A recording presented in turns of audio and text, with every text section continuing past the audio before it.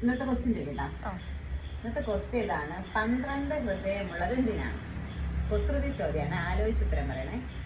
12 ഹൃദയമുള്ളത് എന്തിനാണ്? ഒക്ടോപസ് അല്ല,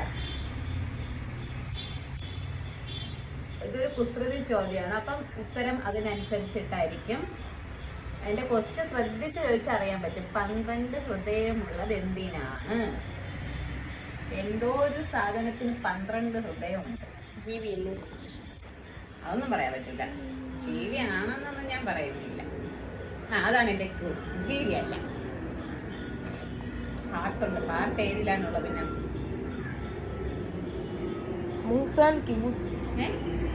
ഒന്നുമില്ല.